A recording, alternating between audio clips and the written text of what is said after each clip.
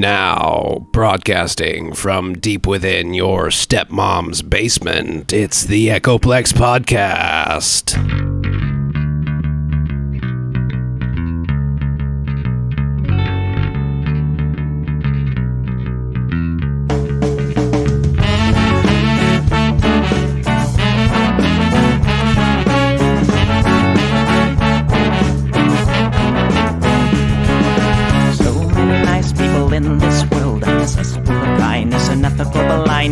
So please excuse my sarcastic tone. I'm a bit underwhelmed by the sample shown.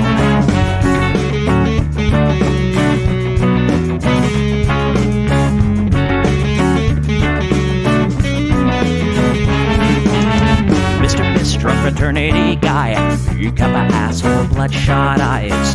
Get drunk and fight every night. Idolize Bradley, belittle women's rights. Homophobic, racist, and don't give a fucking hey. Do you think you can drive a bigger truck? So wear your baseball cap to decide to let everyone know that you're a nice guy. So cool, was so impressed. Lots of chicks in a barrel chest. Cause you're a real man. Punch for punch, gonna piss in your face while you're passed out drunk. I'm a nice guy, you're a nice guy. He's a nice guy, but all of you are assholes. I'm a nice guy, you're a nice guy. She's a nice guy, but all of you are assholes. Nice guys rule the planet. I just can't understand it. So defined by deception and lies. Social Darwinism and an overdose of pride. Fuck off, jerk off. I don't wanna hear it. Fuck off, jerk off. Read into the lyrics. Guess everybody gets their just desserts. As long as you remember that nice guys finish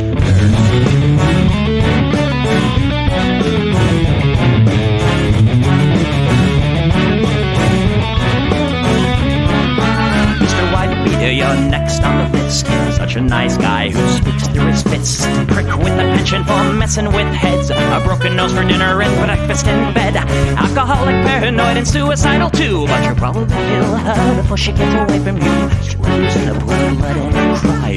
All your friends say that you're a nice guy. Have a drink, this one's on me. Look, you're doing fine, losing to your disease. Tomatoes, I'll pack your bags. Bury you like cats, read and gag. I'm a nice guy, you're a nice guy. We're all nice guys, but all of you are assholes. He's a nice guy, she's a nice guy. Hey, Tom Bone's a nice guy. All of you are assholes. Nice guys rule the planet. The public dominant. Put a body by deception and lies. Social Darwinism and an overdose of pride. Fuck off, jerk off. I don't wanna hear it. Fuck off, jerk off. Read into the lyrics. Don't let the fucking pill quench your thirst. As long as you remember that nice guys finish first.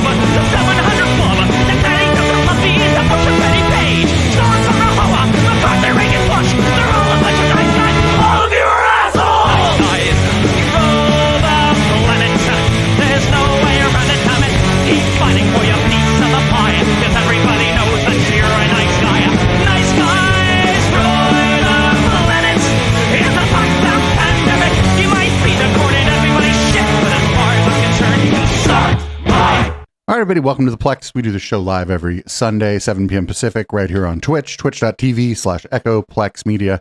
You can support this project by just going to echoplexmedia.com, click the support tab, and choose your favorite way to support. I personally like the swag shop.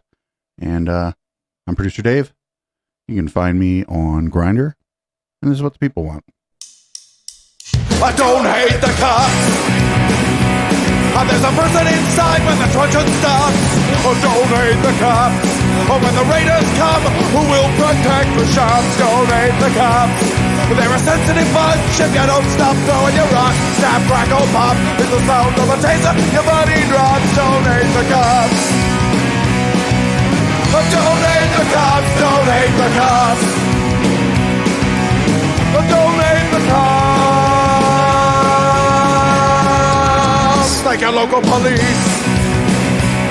Cause they don't do nothing wrong, thank your local police. Got rid of the corruption and the racism is gone. They've been keeping the peace, keeping homeless folks out of the parks and malls. Got a cure for your social disease. Follow the law, don't hate the cops. Follow the law, don't hate the cops. Follow the law, don't hate the cops. Follow the law, don't hate the cops. Follow the law, don't hate the cops. Put your hands above your head and show you're not afraid. I'm the fairest judge that your skin color's gonna get. And if you die before the sun comes up, the paperwork will take forever. Well, it might have worked out a little bit better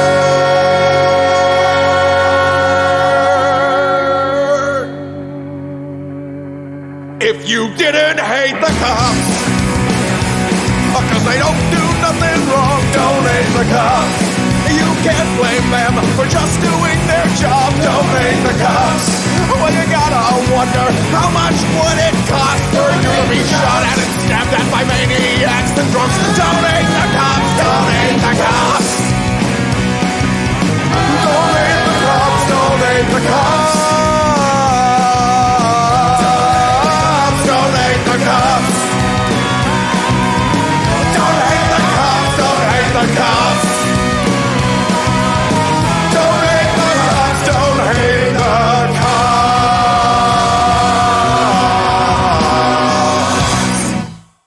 All right, everybody.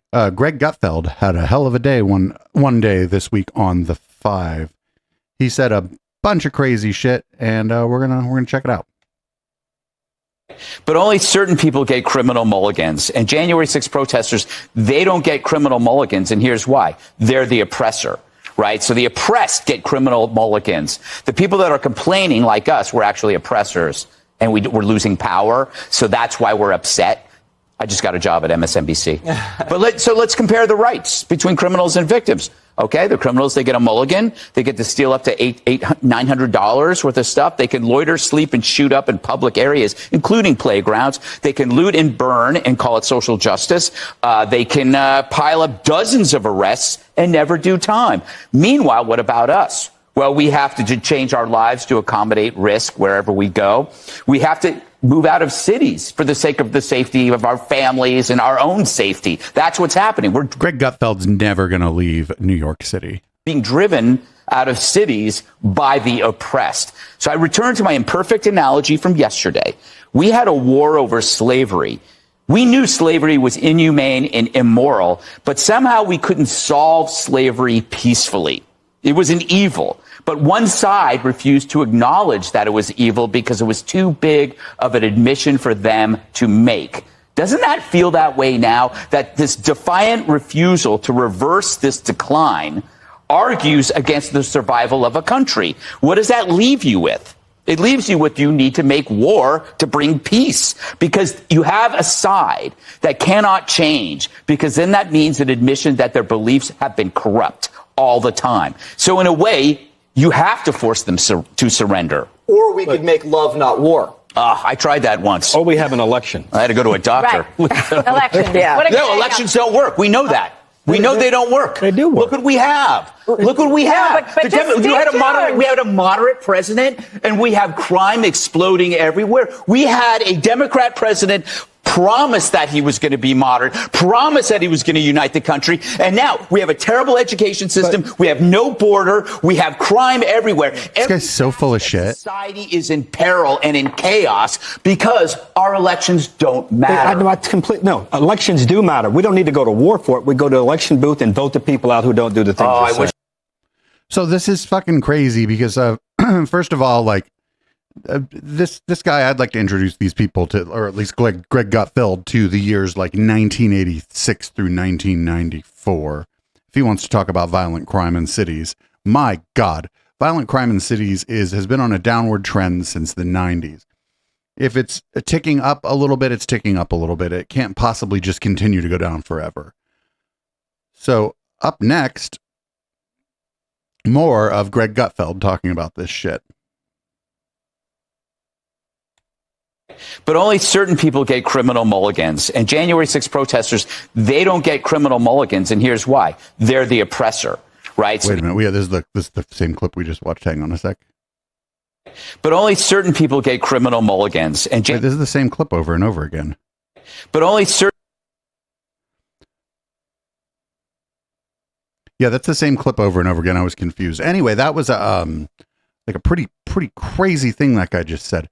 He's like, we have to go to war. Like, with who? Do they are people just going to declare war on the cities, on the mayors of cities, the governors of states? Like, who, or does he just mean declare war on the residents of the cities?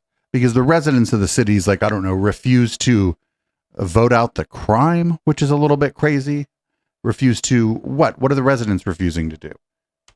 I don't understand. I don't get what the fuck he was. I mean, I know, we all know what he means. He thinks it's time to whoop ass.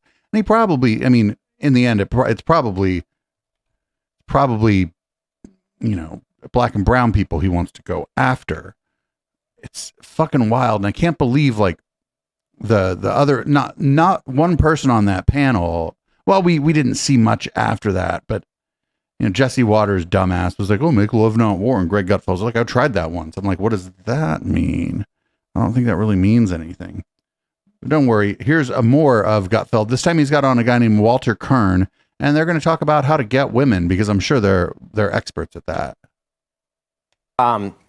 Men, you know, as far as sex bots and pornography go, men, after 1 million years of hunting elk and bringing them home to their wives, and the wife saying, "That's a pretty small elk," have finally got the world exactly the way they want it. Mm-hmm. And this guy is saying it's immature. Mm-hmm. The fact is that the way to get women also is not to make them feel safe. I used to try to do that. Yeah. Now what do you do? And they would leave my table and go over to the guy in the leather jacket who made them feel excited. Yeah. So buy a leather jacket. He's not going to foster any relationships with this sort of soft sell, clean shirt, make them feel safe advice. Yeah. If guys want to know how to get women, they should listen to Mick Jagger, not NYU professor. What the shit is this? Oh, this is that crap about how women don't like the nice guy. It's fucking incel shit. But I mean, of course there's incel shit on the fucking Gutfeld show. And I believe on that same episode of the Gutfeld show, here is Gutfeld's ode to one Mr. Matt Taibbi, who was the subject of our last episode of the Intellectual Dollar Tree. If, of course, Twitter allows us to play the video. It's a hell of a website they got over there. I wasn't fair to you. I feel bad. So I want to make it up to you with this. I'm so sorry, Matt Taibbi. I've made fun of you for years. I feel ashamed. To be fair, Greg Gutfeld didn't really make fun of anyone. He just said dumb things. I'm so sorry, Matt Taibbi. But I've seen the light, so tonight I wanna praise your name. I'm so sorry. Oh, Matt Taibbi. It's true. Oh, please believe me. I'm sorry. Yes. That was fucking cringe. I'm so glad we were not exposed to that entire interview, because it was probably the entire interview was really cringe. They all love Matt Taibbi now though, because he operated as a stenographer for Elon Musk during the so-called Twitter files. That's why they're sorry, right? They just are glad that he's, I don't know, like doing the lab leak shit, and just mostly just kind of being a jerk and being an idiot. on Twitter and on Substack. So they like that. So now we're going to move on. Trump's trial seems not to be going very well. He's not having the best time in court. And I got a couple clips about that.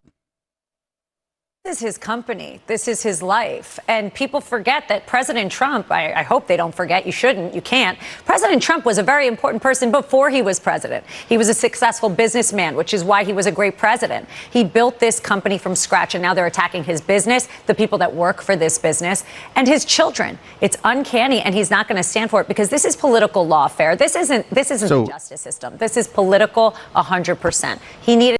So attacking his children, yeah, they were a party to everything he did. He involved them in his business and in his presidential administration. At that point, they're not his children. These are adults. They're not going after Barron, right? And they're not going after Tiffany, who didn't have anything to do with any of this shit. They're going after the three that did because they had something to do with this shit. So I don't know. Don't have something to do with shit if you don't want. If you don't think that it should come back on you if it goes bad. Here's Trump talking about the judge and the attorney general in his case. He's not pleased. We're going down the line, page after page, document after document, and the bottom line is this is rigged. The judge knows whatever he's going to do. He said that Mar-a-Lago was worth $18 million, and it's worth $1.5 billion for thereabouts. And he said $1.5 billion. He thinks his fucking Mar-a-Lago estate is worth $1.5 billion. Worth $18 billion. So they defrauded us because he called me a fraud. He called me a fraud, and he values Mar-a-Lago. Well, I think that's what the case is about. I think you've been. I think that's what you've been accused of. 18 million. And you can't do that. It's worth probably 50 to 100 times more than that. And our corrupt attorney general, she's totally corrupt. She just wanted the publicity to run for governor. And then she failed running for governor. She had practically nothing in terms of vote. But she went after Trump because she was running for governor. That's the only reason.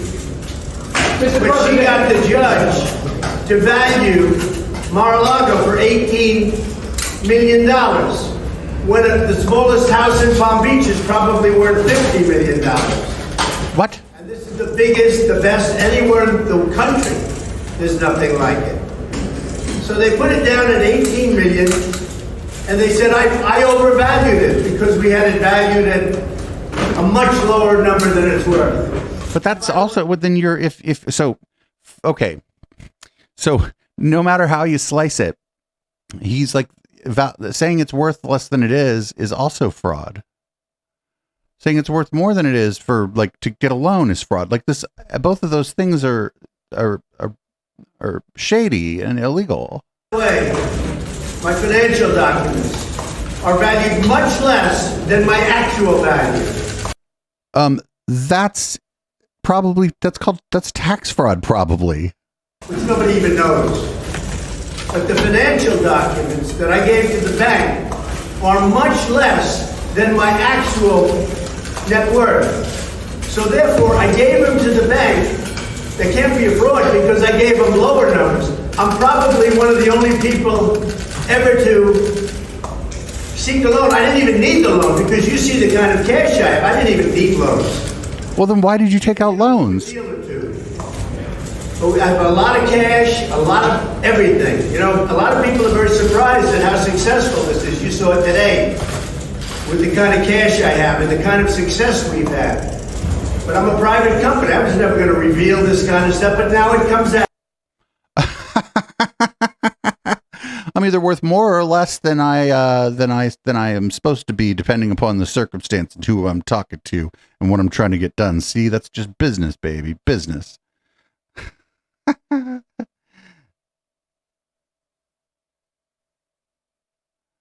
So I've got more on this here. This is I call this one "Congrats, you played yourself." Here's this This is from Fox's The Five. They have one liberal on The Five. And, she's usually not that great, but in this case, she did a congrats. You played yourself. Donald Trump campaigned in 2015 and 2016 over doing things like this. He told everybody, I'm the guy that can fix the code because I'm the one that knows every loophole, and I've been taking advantage of them. So we all knew this was happening. To the Mar-a-Lago point, and down the street, there's this $53 million home, but it is a private home, whereas Mar-a-Lago is registered, and for good reason, because it's a club where you can go and party and you can stay as an income-producing club, which is taxed and treated differently. This also isn't the appraisal of just the county commissioner or whatever. This is what the Trump organization said it was worth. In 2020, they self-reported that it was worth $27 million. And now he's going around screaming that they're framing him. Then your own company framed you. Congratulations, you played yourself. Yeah, that's by their own documents. The club was worth somewhere between $15 and $30 million by their own account of the value of Mar-a-Lago. And he just, I don't know why he can't, I don't know why he doesn't understand that they're just using what he said like in court, because that's what they tend to do. Is if you said something, they're like, well, you said this, like on the record, here's the record of you saying it in this financial document.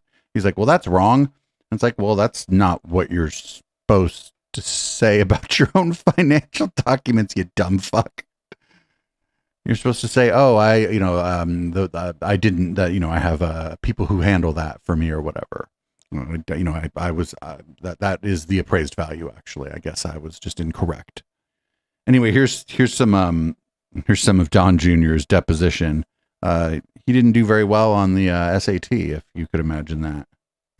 Do you have any familiarity with an acronym GAP? G-A-A-P? Generally accepted accounting principles, yes. Okay. How did you become familiar with that acronym? Probably in Accounting 101 at Wharton. Okay. What do they teach you about generally accepted accounting principles in Wharton? Well, I'm not an accountant, but that they are generally accepted. Anything else? That's pretty much what I remember from Accounting 101. So. Have you told me everything you know about GAP? Basically.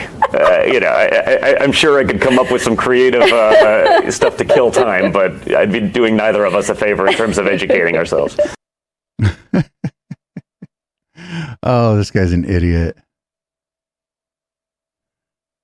Also, he didn't go to Wharton, as far as I know. As far as we know, he didn't get into Wharton. So, it's not that he didn't get into Wharton. He got in because of money, not because because of academic performance. That's my mistake there.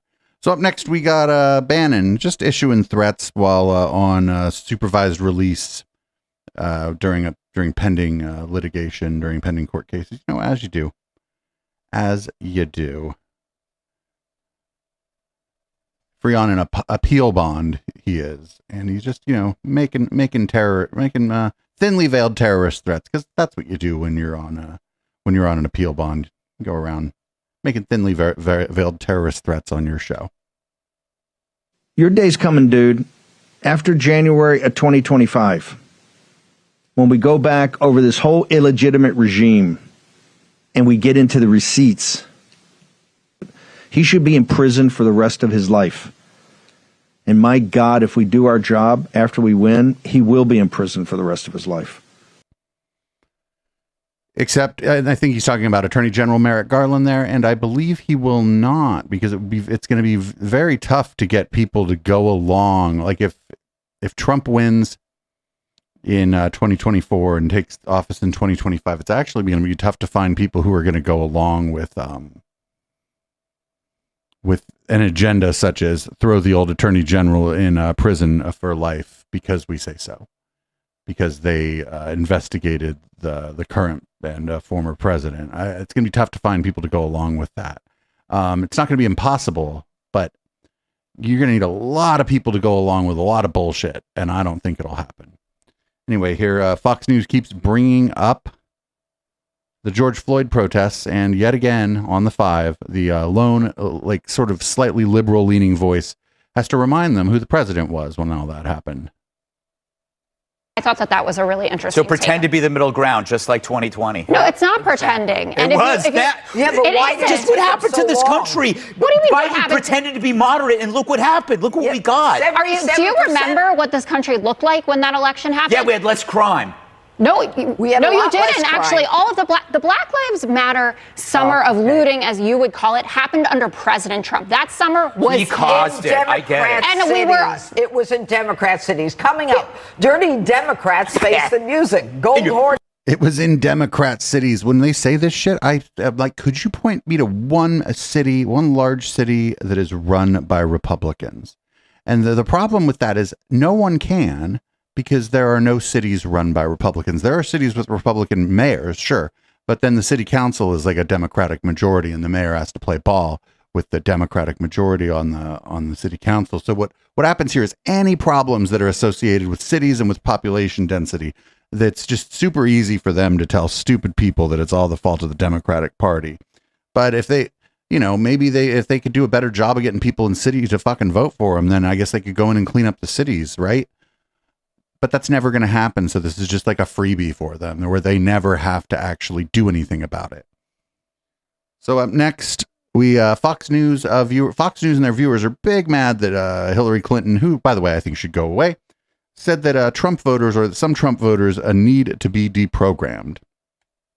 But I really need everyone to spare me the faux outrage and the pearl clutching about this little collection of things that Donald Trump and high-ranking Republicans call liberals on a daily basis: anarchists, anti-American, deranged, communists, corrupt, compromised, groomers and perverts, thugs and traitors.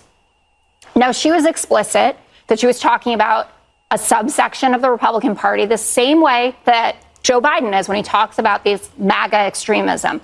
But you tell me, if the leader of the Democratic Party, so that would be Joe Biden, was facing 4 indictments with 91 felony counts, he had been found liable of sexually assaulting a woman and defaming her, that's E. Jean Carroll, guilty of fraud, sharing the nation's secrets, not only in the Mar-a-Lago indictment, but there was a report yesterday from ABC News that he had shared information about our nuclear submarine capacities with an Australian billionaire who's a member at Mar-a-Lago, who had then gone on and shared that with dozens of other people, ended up making a purchase, I think, of 3 subs. It included specifics up to how many nuclear warheads they carry and how close they can get to Russian subs without being detected. And then I told you, so all of that is happening, and he's shooting up in the polls. And when you see those interviews of Trump supporters outside of the rallies, they're like, none of this is true. It's the big lie. He won the election, et cetera. And you wouldn't say to me, you guys are in a cult? It's actually tame what Hillary Clinton was saying. Jesse. She's all right. Like, she's not always great, but it's interesting that the 5 has somebody on who not just is like sort of liberal in name, but will push back against the people on the 5. And I think it's because the people that run Fox are starting to see the writing on the wall here, right? Not necessarily that they're going to be a liberal network or whatever, but I think they're starting to see that, like, maybe enough people in their audience are starting to kind of fall off this crazy train, that it might be a good idea for them to like show some pushback and show like some opposing views here. So here's Kevin McCarthy. He was big in the news this week. This is before he was obviously ousted as speaker. Here's him lying about what happened with the budget deal this week.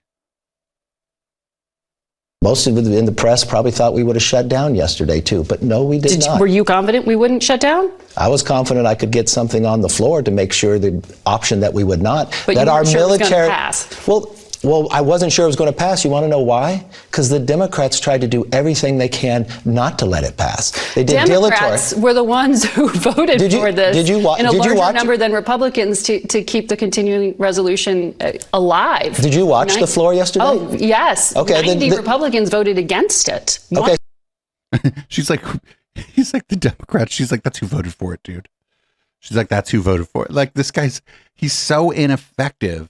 He's not even good at lying, and that's probably why he got ousted. Here is Marjorie the Gathering. She was mad she had to be at the Capitol because, well, she wanted to go on vacation. She couldn't very well go on vacation while she was handling this budget thing, and she's on this Benny guy, the Benny show. Oh, this guy's awful. So it's absolutely absurd for anyone to think that we can pass this budget and these bills by the year end. It's a system of failure, and that's what I'm angry about. I'm angry at Kevin McCarthy. I'm angry at the leadership, and I'm going to be demanding change, because what we need to do is we need to change our calendar system that forces. We need to change our calendar system so I can go on vacation. To stay here in Washington, D.C. and get our work done, and then we can go home. And it shouldn't back up to a deadline that punishes the country. It shouldn't back up to a deadline that punishes, frankly, our own family. And our own families are the ones that are always put last. Birthdays are forgotten. Special events are, you have to miss them because you got to be here in Washington because the government's going to shut down or because we got to pass these important bills. No, all of it needs to change. We need a calendar system of success. And then we need to continue to do the hard work that we're doing. Oh, shit. Just put success on the calendar. I never thought of that. Did you ever think about that, anybody? Just put a calendar item up that says succeed by this date. And then everything will be fine. Everything will be a success. And Marjorie the Gathering can go on vacation. Fantastic. Fucking genius shit right there. I'm impressed with that. Aren't you impressed? Very impressive. Well, big news this week, at least on the domestic front here, is that Kevin McCarthy was ousted as the Speaker of the House, and here's what he had to say after he was ousted. The one thing I will tell you is doing the right thing isn't always easy, but it is necessary. But you've never been good at that. I don't regret standing up for choosing governance over grievance. It is my responsibility. It is my job. I do not regret negotiating. Our government is designed to find compromise. I don't regret my efforts to build coalitions and find solutions. I was raised to solve problems, not create them. So I may have lost a vote today, but as I walk out of this chamber, I feel fortunate to have served the American people. I leave the speakership with a sense of pride, accomplishment, and yes, optimism. From the day I entered politics, my mission has always been to make tomorrow better than today. I fought for what I believe in, and I believe in this country of America. My goals have not changed. My ability to fight is just in a different form.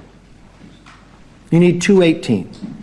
Unfortunately, 4% of our conference can join all the Democrats and dictate who can be the Republican Speaker in this House. I don't think that rule is good for the institution, but apparently I'm the only one. I believe I can continue to fight, maybe in a different manner. I will not run for Speaker again. I'll have the conference pick somebody else. So he doesn't think that the rule, the procedure of electing the Speaker of the House, wherein the person has to get a majority of the people in the House, he thinks that might not be a good system. But I think that's just because he got kicked out. And I think that finally the Democrats did something pretty fucking cool here, right? They really they were like we could have like kept this guy in, right? They could have kept him in because they know they're going to get a Republican speaker, and it might be somebody crazier than Kevin McCarthy next. But they were like, nah, fuck you. They were like, we'll vote with the crazy people in your party and kick you out and see what you guys do next. Because remember, this is after they passed the continuing resolution to keep the government open. So until I think it's not very long from now, actually, but between now and then, the news cycle is going to be that the Republican caucus is in disarray, right? So that's all that's going to be in the news. And this is pretty smart on the part of the Democrats. Good retail politics here. This is Fox is big mad. Fox is big mad. This is a bit longer clip. It's about 6 minutes, and it's on the ouster of Kevin McCarthy. They have thrown Kevin McCarthy overboard.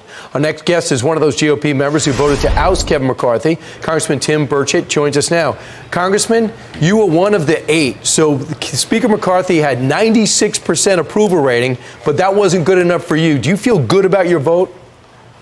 Well, I don't know about 96%. Well, they I think you voted need for to him. ask the people. Well, I don't work for the people in Congress. I work for the people of the 2nd District of Tennessee.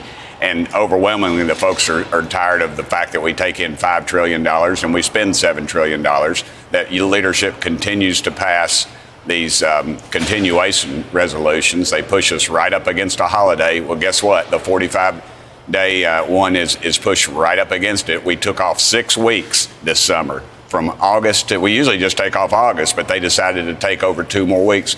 And I feel like that's a failure of leadership. They're the ones who set the schedule. So, he's the speaker. Right. Ultimately, the buck stops somewhere, and diverting the attention somewhere else, I think, is just wrong. So you realize this is the first time in history that this has been done.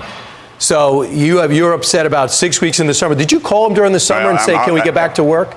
I'm also upset at the fact we're $33 trillion in debt. Is that and Kevin the value McCarthy's of the dollar. fault? It could be. He needs to accept some responsibility. Didn't he have an 8% cut offered over that in that continuing resolution bill? And the rate of growth, but you're not looking at the 33 trillion, and that's really just peanuts compared to the 33 trillion that we've run up. You know, I wonder if this guy that Brian Kilmeade's trying to do a tough interview with has ever voted against the military budget, for example. Bills that we did pass, the appropriations, the one that had the cut was the agriculture bill, and it didn't pass because the Republicans sided with Democrats. But yet the defense bill, which had wait a minute, the defense bill that had $30 billion new dollars in the Pentagon, which has never passed an audit, which has lost at one time 60% of their assets. Oh, I was wrong about this guy. Reward them with $30 billion more dollars for the war. Wait, did you just say at one point the Pentagon lost 60% of their assets? Wait a minute. The defense bill that had $30 billion new dollars in the Pentagon, which has never passed an audit, which has lost at one time 60% of their assets, we reward them with Wait, at what time? Is he talking about that shit that they were talking about before 9/11, where I think that's what he's talking about, that conspiracy theory that some unreasonable amount of money disappeared from the Pentagon, but it turned out that it was like just a clerical error and the money never actually went anywhere. I think that's what he's talking about, right? $30 billion more dollars so the war pimps at the Pentagon can spread more war around the globe. So because he didn't audit the Pentagon and get every appropriation bill done, you're going to make history by ousting him to move your agenda forward. Here's what Kevin McCarthy said about you. I personally like Tim Burchett, and I called Tim Burchett because I read his quote. And Tim Burchett's a friend of mine, which I'm kind of shocked by this. And Tim Burchett... None of these people are your friend. Quote said, he's leaning towards no, he's on CNN, but I'm going to pray about it. So I pick up the phone and call him, because I didn't think he was already there. I said, Tim, I read your quote. You said you're going to pray about it. I wanted to talk to you about it. And somehow he construes that, I'm a Christian. I'm not going to offend somebody. I simply read his quote back. I thought there was still an opening, and I wanted to talk to him about it. He never mentioned anything when we were communicating like that. So you said part of the reason you voted like that is because you felt he was mocking you, correct? So it's personal. And that's not accurate, and that's any of that. I asked him about the 6 weeks off. I asked him about why we didn't have a term limits bill up, and continued on down the line, and it was always... Wait a minute, can't this guy propose a term limits bill? His fault. You know, leadership has responsibilities. The buck stops somewhere, and in the House of Representatives, it starts at the Speaker's office, and clearly that's not happening. And clearly, you know, you want to continue to make excuses for him, but the truth is his approval rating around the country was not very high, and I don't represent... But Congress's approval rating is very low. This is a weird thing. People talk, Congress's approval rating is really low, until you go to somebody's district, and it turns out, their approval rating's okay in their own district. People that voted for them like them, they just don't like anybody else in Congress. That's weird. Congress, I represent the people in Tennessee. I got it. What do you think is going to do for the Republican Party and chances of holding on to leadership in the majority when it looks like you're the ringleader of a circus led by Matt Gaetz, who likes to blow things up but not offer any new ideas? Are you happy following Matt Gaetz? Is that your leader? I'm not following Matt Gaetz. I made my own decision. I didn't ask Matt. But if Matt Gaetz didn't challenge, you weren't going to challenge. Do what? If Matt Gaetz didn't stand up, you weren't going to challenge. You know that. I believe I would have. Oh, come on. please. You were praying about it 1 minute. The next minute, you're going to lead an insurgency? So you don't think that praying about it's important? Is that what you're saying? This is the most fucking horrible interview I've ever seen. Oh, I could watch this 20 times. This is just an absolute fucking shit show. This is a bad interviewer who isn't good at like going after somebody, trying to go after somebody who's just fucking just gonna be like howdy doody and fucking good old boy and just fucking put that fucking show on and fucking be like, oh, you don't want me to pray? About how you're going to vote with Matt Gaetz. And the next minute you're going to lead an insurgency? Listen, you got a predetermined answer to everything. I have an opinion about what's going on. Do you have an opinion too? And you talk over me every time I try to make a point. All right, make your point. The point is that we're $33 trillion in debt. This speaker was woefully lacking in leadership skills. He always placed the blame somewhere else. America is going to be better off with new leadership, and that's the bottom line. And who is it? Well, it possibly could be Steve Scalise. It could be Elise Stefanik. It could be Roger Williams out of Texas. It could be Mark Green out of Tennessee. So they all supported Kevin McCarthy, including the most conservative guy I know, Jim Jordan. Why are you smarter than Jim Jordan and the 210? Dude, everybody's smarter than Jim. Asking somebody why they're smarter than Jim Jordan is like, you could just, I don't know who this guy is, but you could probably list off like 100 reasons why this guy's smarter than Jim Jordan. Plus Republicans. Why are you smarter? I represent my district, brother. And why are you smarter than me? You're condemning me because I stand up on my own, and that's I'm not condemning you. I'm questioning you. You don't like being questioned? The line of questioning is very negative, and you know that, and I know that. When this is all over with, and we have a new speaker and we're running smooth, let's have this conversation again. Were you happy with John Boehner? I wasn't here with John Boehner. Right. With Paul Ryan? They're both rhinos. I mean, why you? They're not in my camp anyway. But I wasn't here when they were here. So you had 15 yeses for every round you voted for Kevin McCarthy, but you think he's the problem? Right now, I sure do. He's part of it. He's part of this whole problem. When you deny that there's a problem, in this dysfunctional Washington, brother, then you know there's a problem. You can't. Who denied there's a problem? You can't get past the fact we take in $5 trillion, we spend $7 trillion, and leadership seem to be okay with that. I'm fascinated the way you blame Kevin McCarthy that you're $33 trillion in debt, but you're going to get a new leader. I'm sure he's going to solve everything. Well, I'm surprised that you give him full credit for all the successes that we've had, because all I could say is for 9 months, I don't think you should take all the blame. Well, why are we backing it up? We had 9 months, exactly. That's a great point. Why did we wait 9 months to do something about the wall, something about the budget, something about, well, we never none did of those things. Term limits, have to I watched him for an hour and 15 minutes. He was doing an awful lot, but not enough for you. Tim Burchett, Congressman, thanks so much. Like, I'm not a Kevin McCarthy stan, but you have to get this stuff through the Senate, which is controlled by the Democrats, and then for any of it to become law, you got to get the president to sign it. So just like doing this fucking, like trying to push like a right-wing agenda through right now ain't gonna work. So like, I don't know, Kevin McCarthy could have tried to do all that stuff, but then he would have failed at it. And then the same people would have been like, well, you didn't get anything through. And it's like, well, no, because I did what you told me to do. Like, I hope, this is going to be a fucking amazing. This is going to be fucking amazing because now they have to pick a new speaker. But the thing is, there are like 8 or 10 Republicans that wanted to get rid of McCarthy anyway. So whoever they put up, those 8 or 10 people probably aren't going to like anyway, or they're going to put up somebody that they like and then nobody's going to vote for them. And I just see a scenario here where, and this would be very funny, where basically some moderate from either party, it could be the Democrats or the Republicans, runs and gets bipartisan support, and then these people are really pissed off. Now, I don't think that's likely, but I think that would be my favorite outcome. Just some totally like milquetoast moderate Republican from like a purple district, right? Or even like a milquetoast moderate Democrat from like a purple district. and they just get enough bipartisan support to get through. And now these people really don't have what they want, because like Kevin McCarthy was willing to at least like give them lip service and fucking toe the line a little for them. But now if those people done went and pissed everybody off, there might be some people that go and vote for somebody they don't even necessarily like just because they want to piss these fucking like a dozen or so crazies off, right? We'll see what happens. That's what I hope. I hope that they end up with somebody that they hate even more because of what happened here. So here's just a thread of a lot of infighting between, political talking heads and, mostly political talking heads. Up first, we got Steve Bannon. He's like, obviously, this is an incredible day.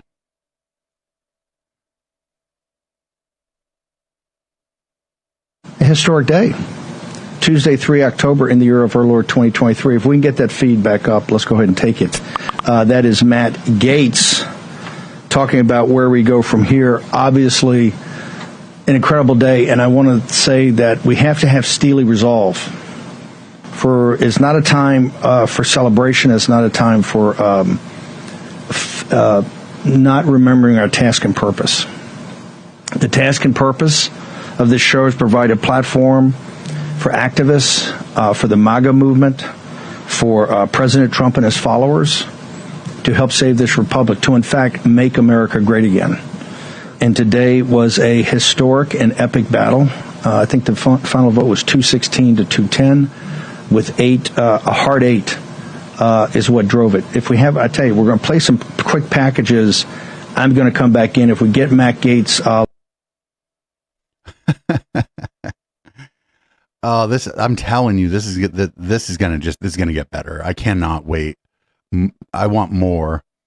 Here's from Janine Pirro. She's pretty pissed off here on Fox. Apoplectic says the quote here. I'm furious. First of all, we're without a speaker. This is historic. Something like this hasn't happened in well over 100 years. And now what we've got is total chaos when the Republicans are playing out their infighting on national television in a historic way instead of fighting Joe Biden's policies. The one time we are up in virtually every metric as it relates to the Biden administration, you've got the Republicans going out there and showing how dysfunctional they are as Matt Gaetz is engaging in fundraising. And I got to tell you something. I am furious. There's no question that this is something that they have been trying to do for almost 9 months that McCarthy's been Speaker. And the truth is that they've done a lot in Congress. They've gotten a lot of bills passed. The fact that the Senate doesn't want to take them. They've done a lot in terms of oversight.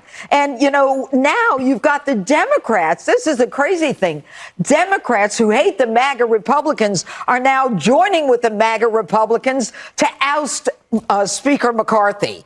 This is like the devil is in the middle of all of this chaos.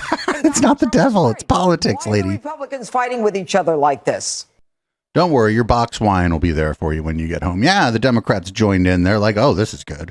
They're like, we don't ever get to get a win. We didn't have to do anything here. We just need to vote against the guy that we voted against before. We can do that. I mean, I'm surprised the Democrats didn't not do that, to be perfectly honest. I thought they were going to save him. Like when this was going on, I was like, oh, they're going to save him, right? They're going to try to make a deal with him and the moderate Republicans to try to save this guy. And no, they were like, oh, you want to oust your own speaker? Let's party. And I am actually fucking shocked that they did it. The Democrats usually do not have the fucking balls to do something like this. They're usually so weak and ineffectual that they would have just, to maintain the status quo and maintain some air of civility or whatever, they would have saved this guy. But they didn't. And I'm fucking shocked. Absolutely fucking shocked. So up next, we got a fucking Sean Hannity. These people are just not happy. I'm here for it. For the first time in the history of this country, it's unprecedented. The House has now removed a speaker, and now the speaker pro tem, what's his name again, Linda, from North Carolina? Patrick T. McHenry? Yep. Patrick T. McHenry. Remember that name because you're going to hear it a lot lately in the next few hours. Anyway, the House now will probably begin the process because nothing else can be done on the floor without a speaker. Everything else. No bills. No more investigations of Hunter Biden's laptop and his dick. No nothing. Body paralyzed on the floor until it elects a speaker. By the way, I guarantee you, Democrats are doing backflips. They're loving this. Oh, yeah, it's fun. The House could very well go into a series of hour after hour, if not day after day of consecutive votes. By the way, on the issue even, we've got 45 days. They did pass the continuing resolution, but, who knows how long this could go on. If you want to look at historical precedent, it was pretty historic when it took 5 days, 15 votes to elect McCarthy. That was the longest election since 1859. The election of Speaker Howell Cobb of Georgia took 2 weeks in 1849. And if you're interested in a little more history, the longest election for Speaker ran for 2 months. That's 1855 to 56. And then the House finally elected Speaker Nathaniel Banks on the 133rd ballot. I quote Donald Trump. Why? Infighting. Why not be focused on the people that are causing the damage? The exact quote is, why is it the Republicans are always fighting among themselves? Why aren't they fighting the radical left Democrats destroying the country?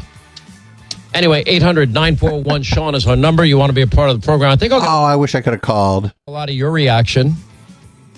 I'm like, neener. Some of you agree, some of you disagree. I'm looking at my phone lines here. We'll hit the phones throughout the next hour. We'll get some analysis. Newt Gingrich is going to weigh in. Great. Newt Gingrich is going to weigh in. Congressman Byron Donalds. I keep forgetting that Newt Gingrich is alive. And then people like Sean Hannity have to remind me. Oh, here's the take from Newsmax. This is where the yellow brick road ends, whatever the fuck that means. Congressman Matt Gaetz, though, I mean, this is somebody who wasn't taken seriously as recently as this morning, has effectively sent a shot across the bow for anyone who may run for the position moving forward, firmly declaring that the conservative agenda is now in control and not the status quo.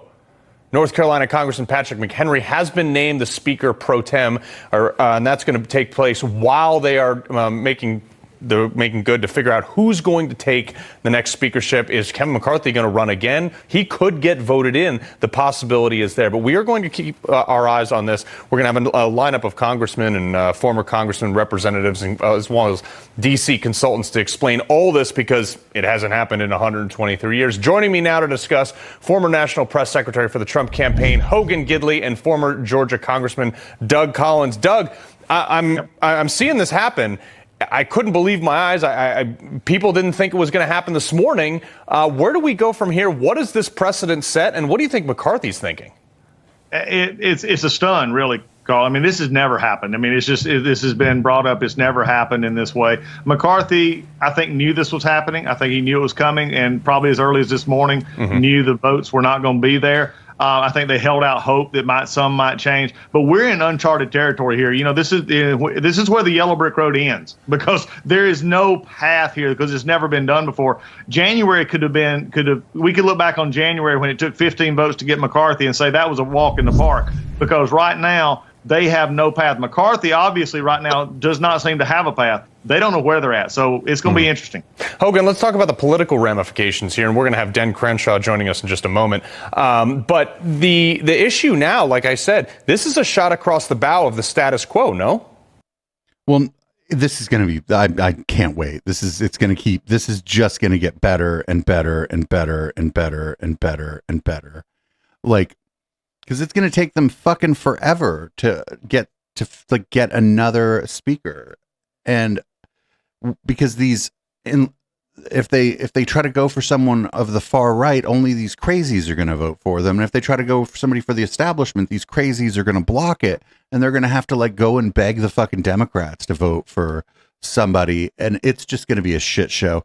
And I just hope the fucking Democratic Party fucking holds the line this time. And it's just no, we will vote for a Democrat.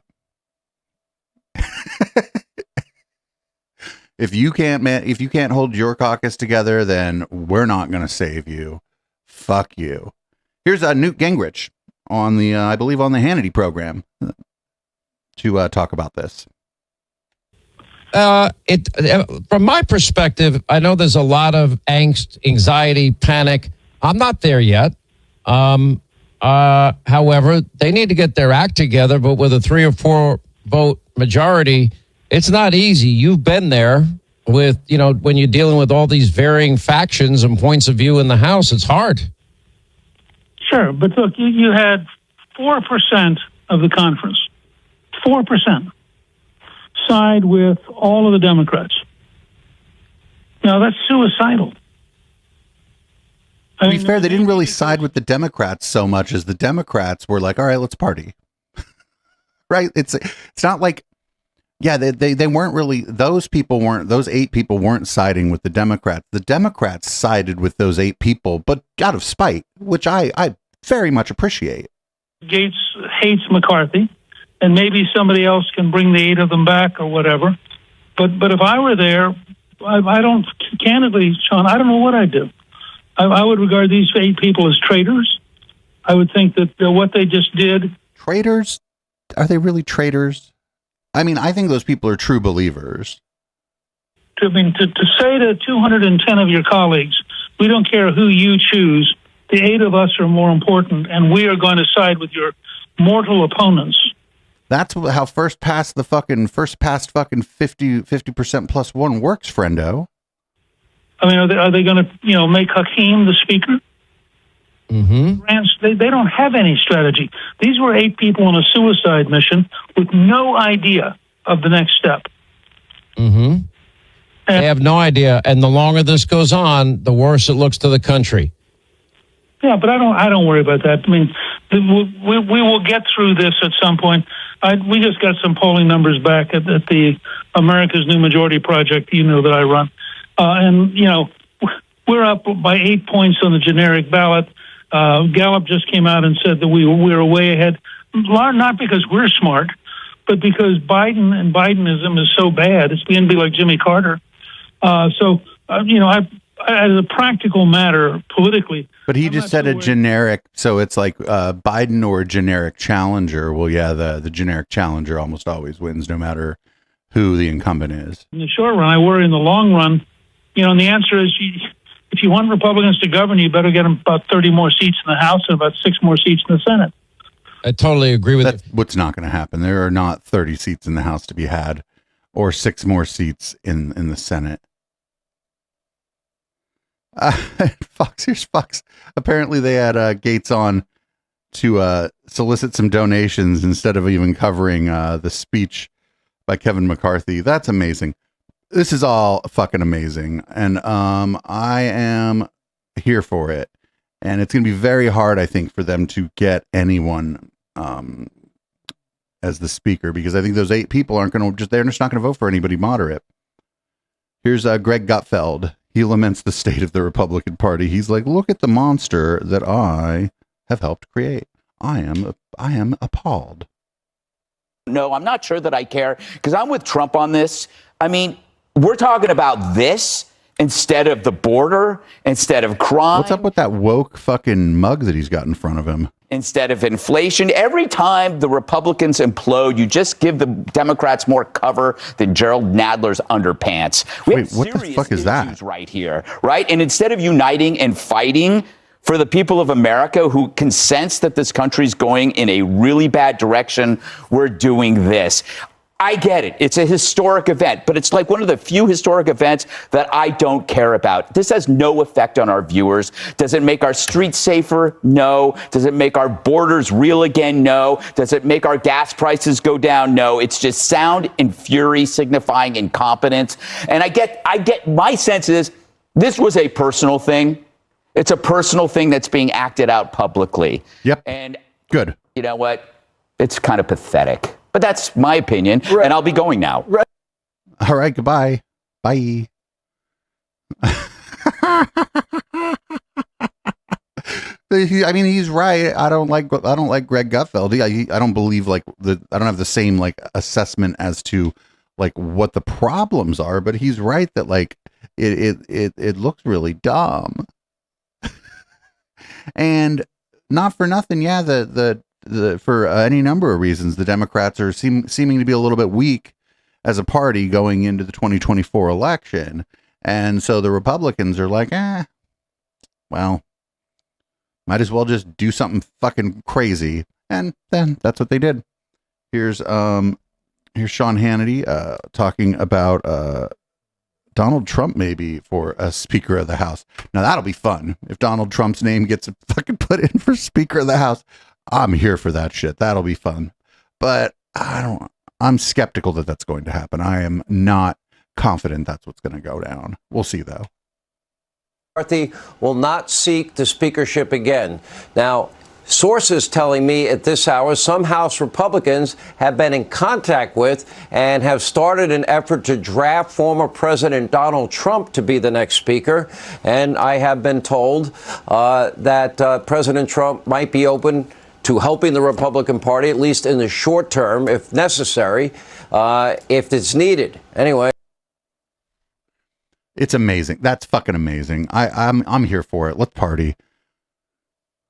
Put up Donald Trump and then make the fucking, because there's going to be Republicans. If they do that, there's going to be Republicans, like more moderate Republicans who are going to buck. And then it's going to be an even bigger shit show. So let's go. Let's do it, baby. Let's do it. So up next, we got Jessica Tarlov, the lone liberal voice on Fox's The Five. Got a lot of her this week. She's actually going to compare Nancy Pelosi favorably to Kevin McCarthy, which is interesting. You hear a lot about the impossible job of managing a caucus like this. He only had a 5-seat majority. That is the same number that Nancy Pelosi had, and she managed just fine. Yep. Nothing like this ever happened when Nancy Pelosi was in charge. And the judge is correct in that they're squandering. Yeah, do y'all remember Force the Vote, where like Jimmy Dore and Aaron Mate and all those other fucking dumb left people were trying to get like the squad to not vote for Nancy Pelosi so that they could force a vote on Medicare for All, so that the Medicare for All could go down like 4-1. Do you remember that? That's nobody bit. Everybody was like, you're crazy. An opportunity today. Gallup released their economic poll data. Republicans have the largest advantage on who's better to handle the economy since 1991.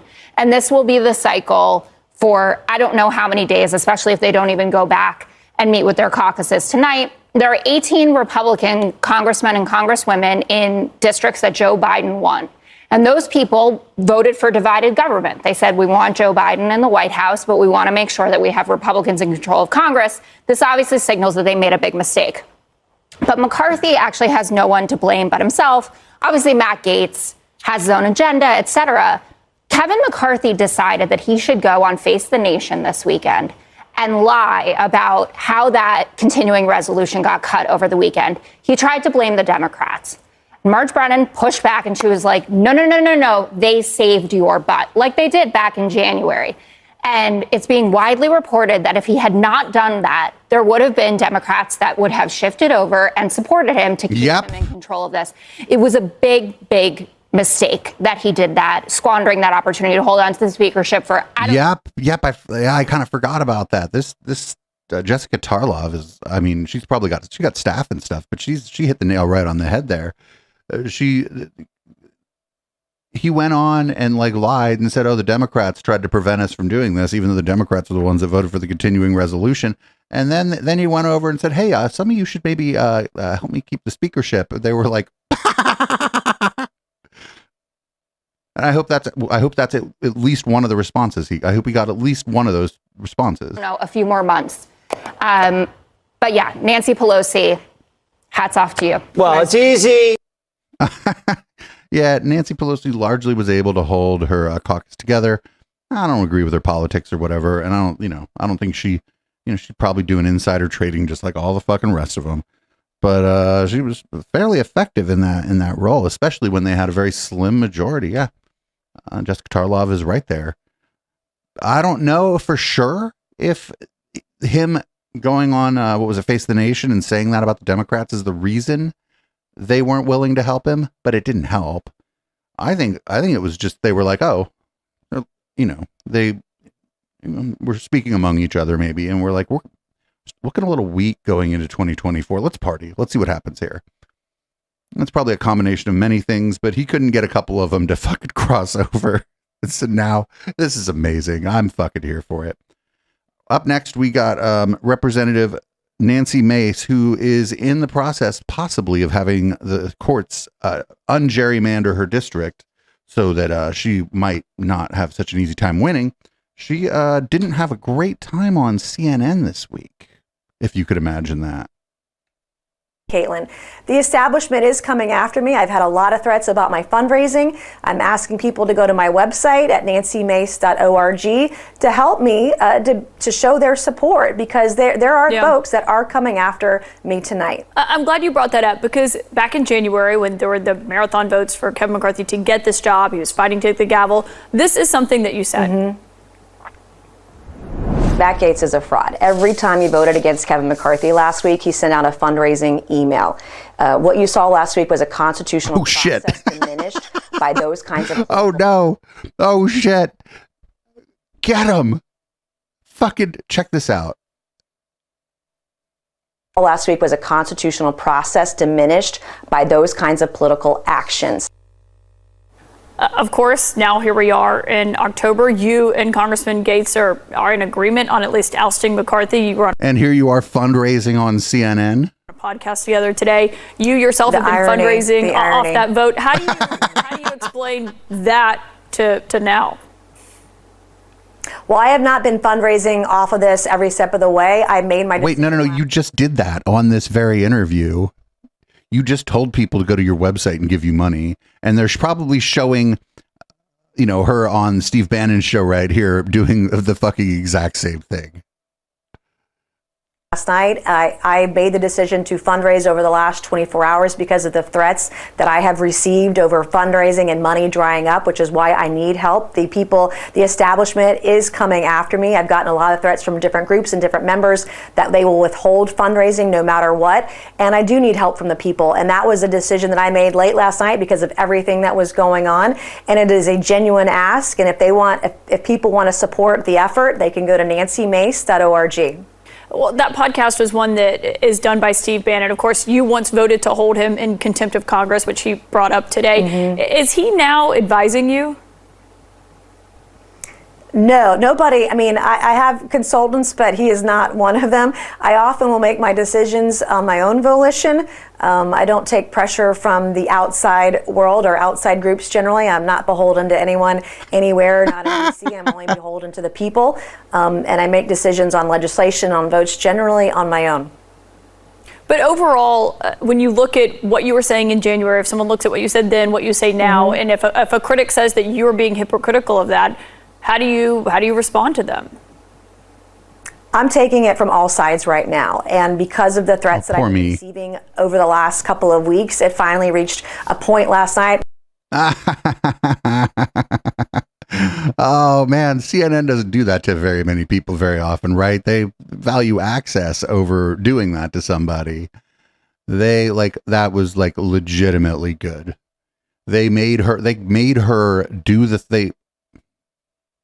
they said, here, play yourself. Because she just played herself. She went on there. She's like, I need you to give me money because I just voted to oust the speaker. And they were like, oh, funny you should say that. Fucking amazing. Fucking amazing. I wish more media outlets in the U.S. would do that. They do all that shit all the time in the UK. But I wish more media outlets in the U.S. would do this. Here's a Republican senator going after Matt Gaetz. This is something here. This right here is some shit. You got to think about this guy. This is a guy that the media didn't give a time of day to after he was accused of sleeping with an underage girl. And there's a reason why no one in the conference came and defended him, because we had all seen the videos he was showing on the House floor that all of us had walked away of the girls that he had slept with. He'd brag about how he would crush ED medicine and chase it with an energy drink so he could go all night. This is obviously before he got married. And so when that accusation came out, no one defended him, and then no one on the media would give him a time of the day. All of a sudden he found fame because he opposed the Speaker of the House back in November. And he's always stayed there, and he was never going to leave until he got this last moment of fame by going after a motion to vacate. It's important to know Congressman Gaetz has never been charged with any sex trafficking crime, and he gave this statement to CNN in response. I don't think Mark Wayne Mullen and I have said 20 words to each other on the House floor. Well, that's because he's a senator. Who doesn't know me and who's coping with the death of the political career of his friend Kevin. Thoughts and prayers. Yeah, he's not a member of the House of Representatives. He's a senator. So yeah, he probably isn't going to have too many interactions with you on the House floor. You fucking idiot. Oh, that might have been our palate cleanser, but actually this right here is our palate cleanser. I almost didn't run this, but I was like, yeah, we're going to need this week. I'm sure everybody has seen this. This is one Kermit the Frog. And, well, this is fantastic.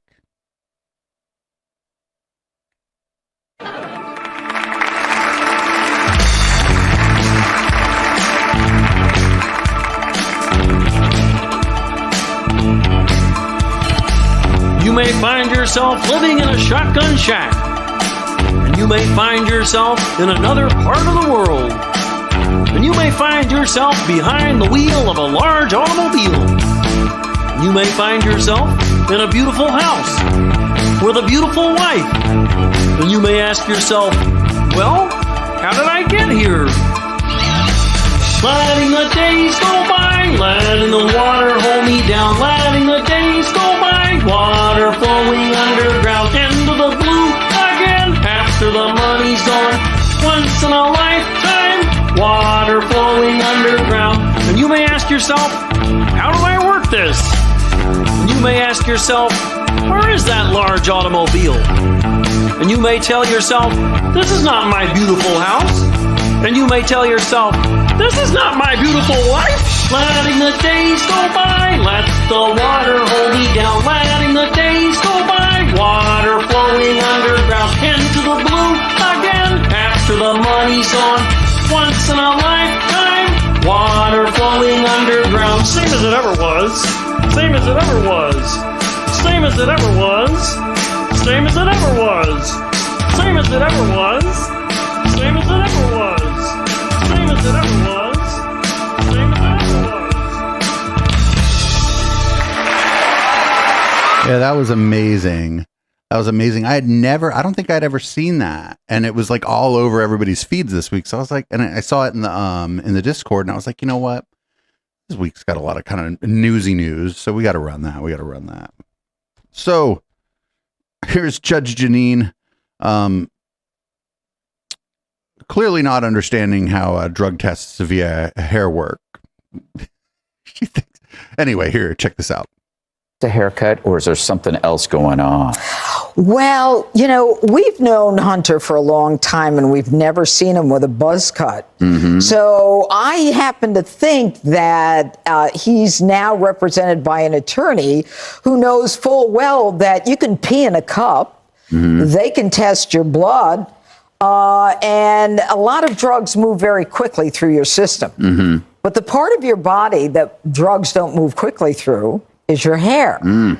And so I was a narcotics judge for over a year. And so I would mandate that certain defendants be tested by their hair. Now, the hair maintains the drug for a significant period of time, even for years, depending upon how long it is, depending upon the toxicity, how concentrated it was, and how much was used. By his having a buzz cut, when they go to pull a hair, they're not going to have a sufficient amount to even be able to test, so that he can be clean in a urine or a blood sample, because there are some things like some marijuana can go in and out of your system in a matter of a day or 2 days. Some marijuana, but marijuana is legal in most places in the United States. But the hair, you could also take pubic hair, but we know from the laptop that he happens to take care of himself down there. Yeah. Okay? So what we've got is a guy who is very savvy about drug testing and doesn't want there to be any evidence about it. Now, I have to tell you the truth. That's what goes on in real courtrooms. Now, let me tell you one thing, Katie, about he can maybe, based upon that federal court, get away with one count, but he can't get away with the first two counts. He lied on a pistol permit application, and he lied when he went to buy a gun.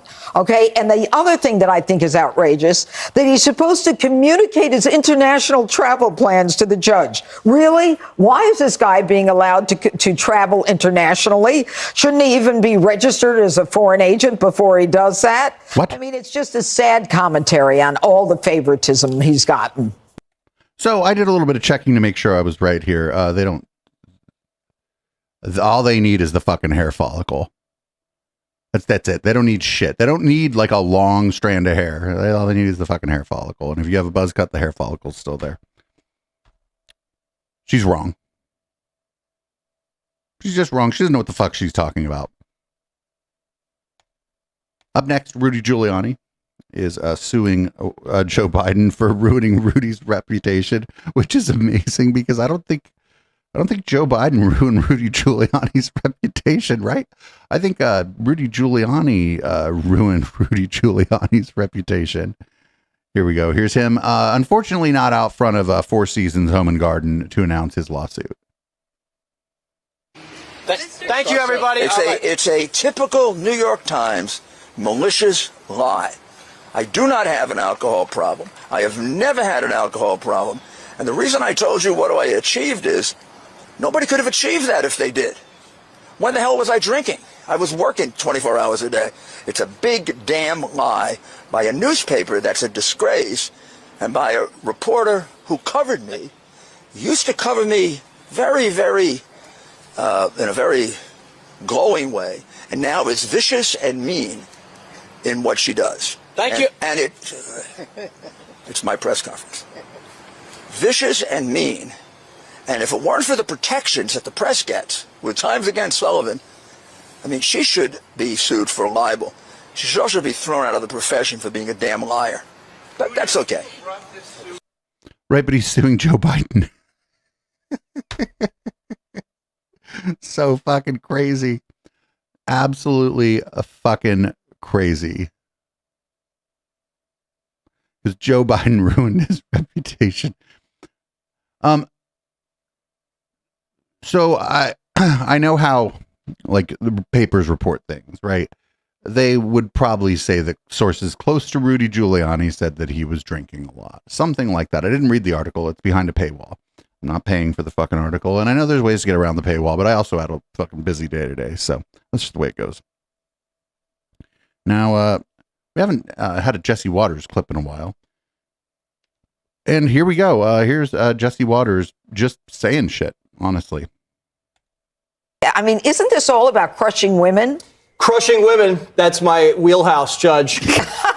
Yikes. Would you identify as here to go? Let me finish. And I should be holding Dana's hand. I really need Dana here right now. The drag queen park ranger, Patagonia. That's a great name. Great name. Teaming up with Deb. They're doing this to celebrate Gay History Month. We just had Gay Pride Month in June. Now they have their own History Month. They have 2 months. Be more mad, Jesse. The Irish only have St. Paddy's Day. And the Italians, they just lost Columbus Day. Now, if I were a black American, which I am technically, 0.1% sub-Saharan African, I'd be pissed because black Americans only have 1 month. They have Black History Month. And I'm looking there's no black gay people. Where did all these gays come from building months up all of a sudden? That's not allowed. We're just coming around collecting months, friendo. I don't know what to tell you.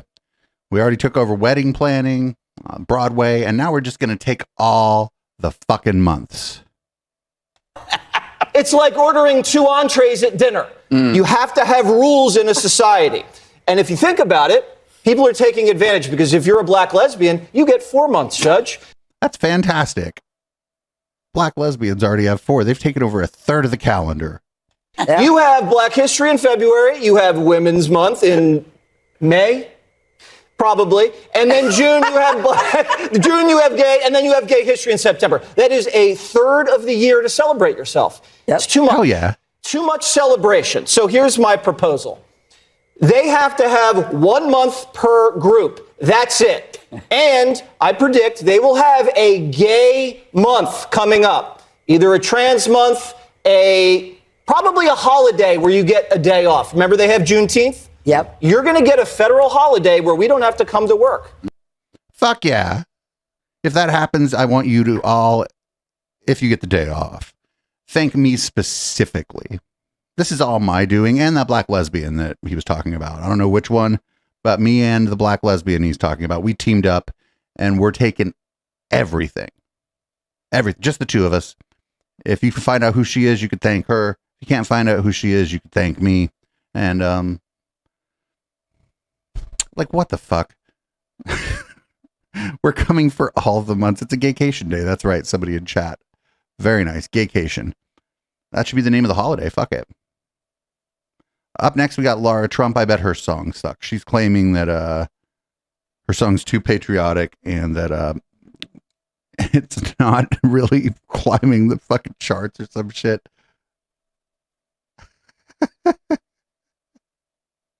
It's really sad because this is the kind of treatment. You just can't make this up. I mean, you really can't. Yeah. Well, but this is the kind of treatment that nobody would make this up because it's stupid. Conservatives are used to. We're used to being censored. We're used to being shadow banned, which look at the censorship. You're on a fucking billboard. I already know my song was shadow banned. So many people told me on Apple Music, on Spotify, on Amazon Music, they wouldn't put my song on the radio because it was too political. I bet the song sucks. I bet the song is fucking garbage. Anyway, now on to Florida's friendliest hometown, the Villages. This is from Fox 13. 3 years after people cast their ballots in that 2020 election, we've learned that a Sumter County man has been arrested, accused of signing a vote-by-mail ballot as his dead father. Robert Rivernider is charged with forgery and fraud. Robert Rivernider, I think, probably killed his father. Look at this guy. Who lives just outside the Villages.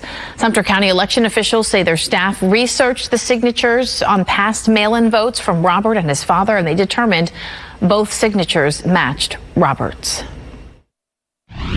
Every single signature on those return envelopes is checked by our people, and if we think there's any reason to disallow it, then we do. And this isn't the first time the voter fraud has happened in the Villages. At least 4 residents have been arrested for tampering with the 2020 vote. As for Rivernider, he was booked into Sumter County Detention Center and released after posting $10,000 bond. It's Florida's friendliest hometown, everybody. The Villages. Of course it was the Villages.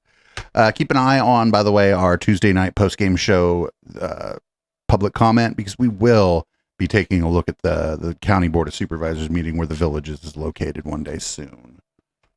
Here's a UAW worker going in on fucking Jim Cramer. And I'm not talking about that anti-vax Jim Cramer. I forget his name now. I'm talking about Jim Cramer.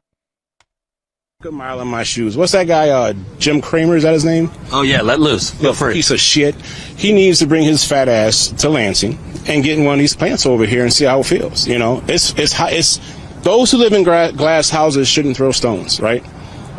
And I feel like people who don't do what we do don't know how it is. I don't know if you saw, but Jim Cramer, basically he compares the UAW president, Sean Fain, to Trotsky. Sean Fain, the guy who runs the UAW, I find him frightening. This man studied Trotsky. I gotta tell you, he studied Trotsky before pre-ice picking era. Thinks he's a communist for, daring to demand more from the companies. But he basically advised the companies, hey, if the UAW wants to play hardball, shut them down. Go to Mexico for a couple of years, see how they like it. I think there's a nuclear option on the table if he's not careful. And that nuclear option is a country called Mexico. Say, listen, you want to know where the new ones are going to be made? We're going to continue to make the old ones. But Pueblo's got a 55,000 person factory for VW, and they got a good educational workforce. It's $5 an hour. No real pollution control rules. That's not to be mentioned. Have free health care. So you know what? You want to play ball? You want to keep doing this? Mexico. Glad to see you're standing up for the American worker here, Jim. Thanks for that. See how many people buy GM cars. See how many people buy Big 3 cars, period. You know, if they want to shut down and go someplace else like that, that's fine. Go ahead, do it. But I've owned GM cars my whole life. They do that, I will never buy a GM car again. I think he's wrong. I think people will buy the cars if they're good, no matter where they're made. But Jim Cramer can go fuck himself. There's a famous interview that I suggest people watch if they've never seen it, where Jon Stewart just absolutely obliterates Jim Cramer. Like, just Jim Cramer he was like, oh, this is a comedian, we're going to have some jokes. They didn't have any jokes. Jon Stewart did his homework on Jim Cramer and just absolutely laid waste to Jim Cramer. By the end of the interview, Jim Cramer was like sweating and shit, even like through his stage makeup. It was bad. Anyway, we're going to go across the pond, as they say, to the UK. They got kicked out of a bar. The LGBT conservatives were asked to leave a bar. Wow. Well, this is what I mean when I say it happens from both sides. So as he's mentioned, I'm on the board of the LGBT Conservatives. I'm the vice chairman for Outreach, and I was having a conversation with one of our members earlier on at our stand-up conference just down from here, who was telling me about how he and a bunch of gay conservatives went to a gay bar in Manchester. I believe it was called the New Union Bar, and there was a drag act which was on that was making lots of rude and derogatory comments about conservatives and about Suella Braverman and making them feel very uncomfortable in this venue. And apparently some of the other patrons in the venue were being quite aggressive and rude and unkind towards them. And then they decided that they were going to stay and have their drinks, even though they were getting all of this abuse held at them. And then about half an hour later, out of absolutely nowhere, 4 security guards walked up to them and physically threw them out of the bar. Physically manhandled them and threw them out of this bar. I just think that's absolutely appalling that these places, they say they want diversity, but not diversity of thought, and they're chucking people out just for being conservatives. It's terrible. Also, my friend goes to another school. You can't meet him. And this bar, actually, they somehow managed to fit it inside of a hipster coffee shop. Like, I don't fucking, like, this is like an anecdote. This wasn't even this guy's own anecdote. This is like, he's relaying an anecdote that someone may or may not have told him about getting kicked out of a bar. One, this could just be a thing that didn't happen. 2, if the drag performers were saying things about conservatives and Tories they didn't like, maybe these people started talking shit. Who knows? Any number of things could be possible here. We don't know because we don't know anything about this incident. It's just that we just got to take this guy's word for it that it happened. Also, Manchester, probably one of the worst places to get kicked out of a bar, honestly. Maybe Bristol would be a little bit worse. The security and stuff. It's a pretty working class town. Anyway, here's Fire by Night reject Robin Bullock on the Elijah's List show. This is Elijah's List. The show is famous for having Kat Kerr on. One of the only people who still has Kat Kerr on. And this is probably the only time I've ever seen Robin Bullock like interviewed on anything. And we're still trying to figure out if his hair is a wig. Trump knows that there's something beyond. He acknowledges Jesus all the time. Yes, he does.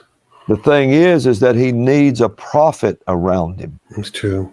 He don't need a prophet that's standing in the spotlight for everybody to be looking at him, standing beside him. He don't need that. He needs a prophet to consult with in private.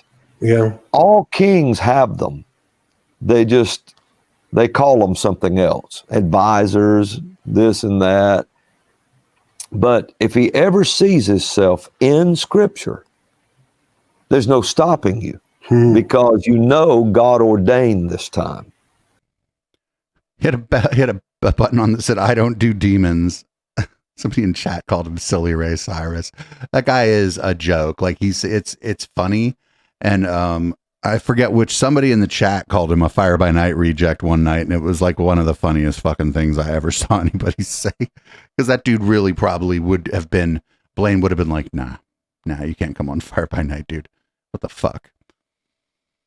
So here is the dumb left getting mad at each other. Here's Max Blumenthal of the dumb left, mad at Ben Norton of the dumb left, because apparently they had a shared Patreon, and Ben Norton allegedly just ran off with all the money. Similar to what happened with the Honey Badger Radio people, actually. The Honey Badger Radio people were all sharing a Patreon, and then that one lady from Honey Badger Radio who kept her hair real short ran off with all the money.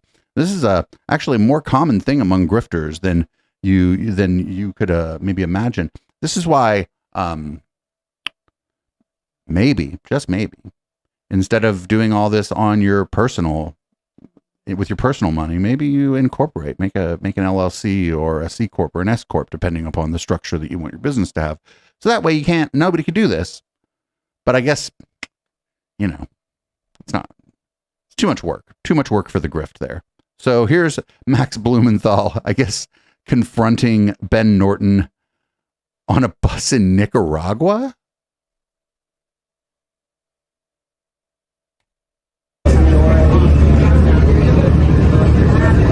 Ben, I need to do this for the public record. Can you tell the Moderate Rebels Patreons why you stole the account from me? How much money you stole from me? Because we had a 50-50 agreement. Can you just tell the Moderate Rebels? Because they don't know. Your patrons don't know that you stole it from me. It's a fucking lie. You stole tens of thousands of dollars from me. Well, he has to get his brother, who's actually bigger than him, to stand in front of him. Why are you getting your twin brother to defend you? Why are you doing Why did your brother steal from you? It's not a lie. And if it was a lie... Wait, how young is that girl that's with Ben Norton? I have all the proof. I have all the receipts. You tried to steal. You tried to steal our social media accounts too. Come on, you're a thief. You're a white collar criminal. You're guilty of computer fraud. Why you should be computer fraud? No, it's because you're dumb. You're dumb. You're like, here, we'll just share the Patreon account. Here's the password. No, you fucking idiot. Jackson Hinkle was right. Everything he said was right about you. Why you come to Nicaragua to do this? I brought Ben to Nicaragua. No one would even know who Ben is if it weren't for that. It says no one can see his articles anymore because I'm not rewriting them for him. Dude, we're not here for this. Son of yeah, you're right. We're not here for this. Oh, nice one, Ben. That's real original. Ben, what kind of a Marxist steals from people? Ben, what kind of a Marxist steals from people? Wah, I thought we were grifter friends. Wah. Oh, this is so great. Like the fact that this is happening on a bus in Nicaragua is bizarre. Like, it's fucking bizarre. This is amazing. You've stolen tens of thousands of dollars from me. You've stolen so much money from me. You've lied to the patrons. You changed the name to Multipolarista. Yeah, You're getting your girlfriend to defend you. Why can't you speak for yourself like a man? You're a little coward. No, you stole from me so much money. Yo, dude. Okay, so what he's doing here is stupid in the funny way, but it's also kind of dumb because he's like going after this guy in a foreign country, and I'm unsure. But to me, from what I'm seeing here, the context is that his girlfriend or partner, or who looks maybe awful young here, my guess here is that she's from Nicaragua, or she's a Nicaraguan citizen, and that means she's got fucking people there. So this guy's an idiot. Look at this little coward. Really unprofessional. We'll resolve it when he pays the money back. He lied to the public about getting fired too, after he stabbed me in the back. Yeah. What'd you come to Nicaragua for? I came for the first time to show support. It has nothing to do with. Don't bring our kid into it. Your boyfriend's a thief. Your boyfriend's a white collar criminal pretending to be a communist. That's why she's with him. You have nothing to say, do you? You can never actually have. You lied so many times. You lied so many times to the public, and now you can't say anything in front of me. Look at the face of a complete thief and coward. Wow. I have no idea what happened here, but I love it. I love that this, everything about this is bizarre. I love that that they were stupid enough to basically share a Patreon account, like that maybe wasn't under the name of a business or something, I'm guessing, because if it was under the name of a business that they had equal, more or less equal ownership of, then this wouldn't have necessarily gone down this way. I love that they're on a bus in Nicaragua. I don't love that the girl who appears to, maybe it's a young woman, but the person who appears to be his girlfriend looks 16. Don't love that. But yeah, this is great. The other people on the bus have no idea what they're talking about. And I love, he's like, how can you claim to be a communist and then steal from me? Fucking Max Blumenthal. Max Blumenthal, by the way, bit of a Nepo baby, if you wanted to take a look into him. A little bit of a trust fund baby himself. Not convinced that he's hurting for the money here. I would look into this more, but we're not going to look into this anymore. Fuck that. Fuck these people. These people are grifters. These people are basically claiming, they're claiming to be leftist, but they push like reactionary stuff. They're like LaRoucheites, essentially. Not great. Not great. We got one more before we go into red light here, everybody. We got Matt Walsh. Hasn't been on the docket in a while. Mad at Ari Drennan for saying mean things about homeschoolers. Well, the other day, one of the many ghouls at the left-wing propaganda outfit Media Matters said the quiet part out loud. Of course, usually it's not worth paying any attention to Media Matters most of the time. They're a partisan, Soros-funded operation that exists to defame and smear their political opponents. That's all they do. But as a window, and also they exist to promote the Daily Wire, and that's the part that we like. But as a window into what the Biden government and their allies are planning, it can be useful to check in on Media Matters and outfits like that every now and again. So with that in mind, here's what one of the Media Matters hacks who uses the name Ari Drennan posted the other day on Twitter. Quote, hot take, but unless you have a very good reason, homeschooling should be illegal. Yes. Too many parents use it to abuse their children, keeping them ignorant and easy to control. Yes. Now, Drennan was responding to a video of a child pointing out that Joe Biden sniffs children and how disgusting that is. Now, of course, any reasonable, well-adjusted child would agree that it's disgusting that this old... I mean, he's right there. Children smell gross. Sniffs children, but that makes Joe Biden look bad, so Ari Drennan couldn't let it stand. And in the process, the quiet part was uttered out loud, which is this. Many on the left, especially the LGBT left, have hated homeschooling for a long time because they see it as a direct attack on their ability to indoctrinate the next generation of Americans. And by the way, they're right about that. It is a direct attack on their ability to do that. So they want to outlaw homeschooling, just like they did back in Germany in 1938. Wait, what? They'll accuse you of child abuse if you resist their indoctrination. No, wait, you accuse everybody of child abuse, though. And ultimately, they'll try to take your children away. And then they'll do it on some pretense that, which is actually very funny, that homeschooled children, they're being kept ignorant, they're not being well educated. Meanwhile, the government education system is churning out high school graduates who can barely read, who can't point to their own country on a map. And we're churning these people out every single year by the thousands. But homeschooling, that's the real problem. And that's what this is really about. It's about the agenda against homeschooling. It's hard to imagine another reason why the Biden administration could possibly want to deport the Ramaikas. So there are cases when homeschooling is appropriate. There are certainly good parents who are in communities of homeschooling, and it is appropriate. But a lot of the times, yeah, it's religious wackos that want to keep their kids away from like the secular world. And I'm not sure we should outlaw homeschooling because or even like place like some sort of a regulation on it where you have to prove that you're not a religious wacko, because I feel like that would probably violate the First Amendment, and I don't want to give the government that kind of power. But I think like, yeah, people that are homeschooling, you should be, I would tend to look at them with some suspicion. Absolutely. And maybe they could, maybe I would find out that they have a perfectly good reason their kid's sickly, or maybe their kid, was being bullied and they're like, this is just too much. And we have a single income, I'm capable of going over the course material. There may be cases where, in fact, there are cases where it's, fine. But a lot of times it's just to train up the child. And it ain't great. So that was the podcast portion of the show. We got kind of close to 2 hours this week. We did 1:40, not bad. Podcast listeners, go ahead and head on over to patreon.com/echoplex or eplex.store. You can go ahead and subscribe at the $5 level to get Red Light. You get the whole show, actually. You get a higher quality feed of it, too, than you get on the live feed, because I do record it here. Also, If you don't have the money or just don't want to spend the money, I'm not really paywalling it over $5. Just email me. I can send you links to the videos.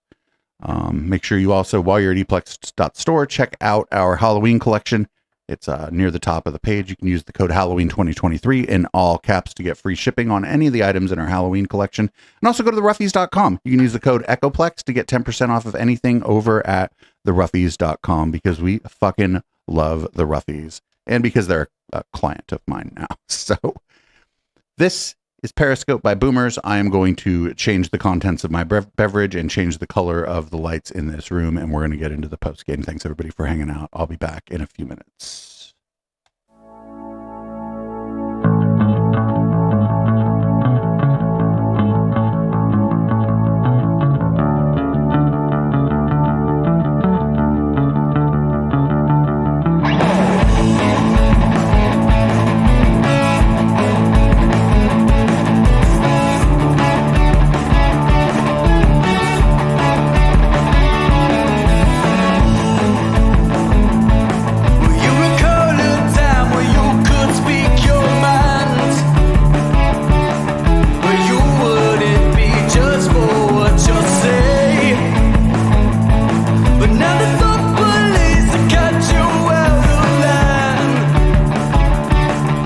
Say you're blind.